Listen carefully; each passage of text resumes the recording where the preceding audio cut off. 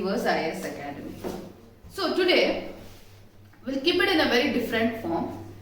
I'm going to tell you about a prestigious thing, a proud moment with respect to being an Indian, knowing the things which is Indianized and how indigenous things can benefit India in being a self-reliant country.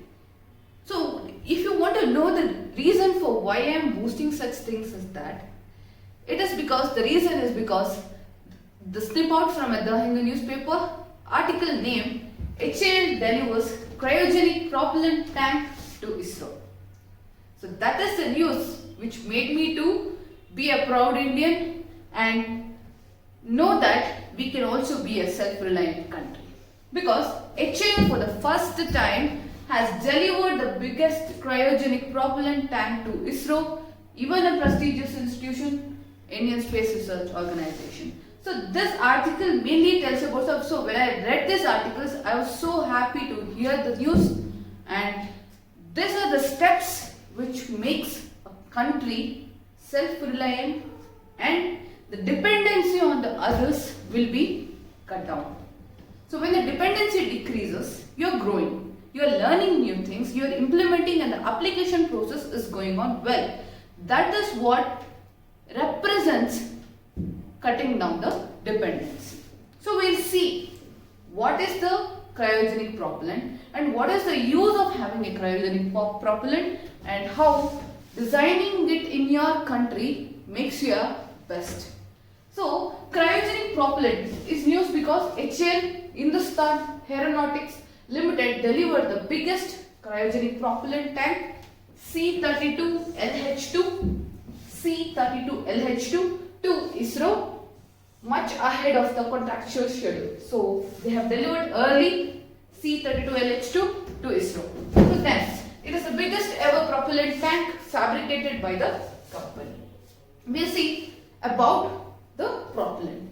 So the propellant is a developmental cryogenic propellant tank developed from aluminium alloy, and it has been designed for improving the payload capacity of GSLV Mark III launching vehicle. It is a very important communication satellite and a launch vehicle which carries huge load. Chandrayaan-2, another example of it. So GSLV Mark III is designed, this propellant is designed to improve the payload capability of GSLV Mark III. It has a diameter of 4 meter, length of 8 meters, and will load 5,755 kgs of propellant in 89 cubic meter volume. So these are the specifications of propellant tank, and the significance is that at present India uses Ariane 5 heavy lift rocket from French Guiana to launch heavier communication satellites having a weight of 5 to 6 tons. So heavier satellites are not being launched in India. We mainly rely on Ariane 5 heavy lift rocket, and we launch from French Guiana. So do you think launching such communication satellites from other countries will still increase the dependency on the products and establishments? So the propellant tank will help India curb its dependency. I was talking in the first, curb its dependency and foreign rockets, and will boost its self-reliance. The main aim is to be a self-reliant country. So all these measures have been taken to become a self-reliant country.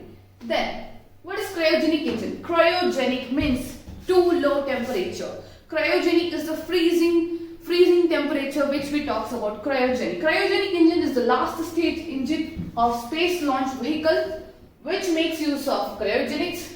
And cryogenics, it is the study of production and behavior of materials at extremely low temperature, which I was telling, that degrees is below 150 degrees centigrade, to lift and place the heavier objects in space.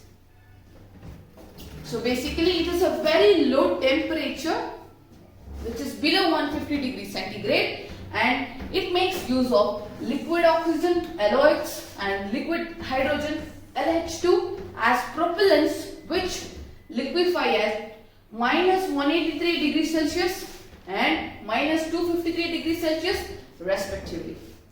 So this is a specification of how a cryogenic engine is made. So what is the mechanism? Mechanism is that LH2, LOX, that is liquid oxygen.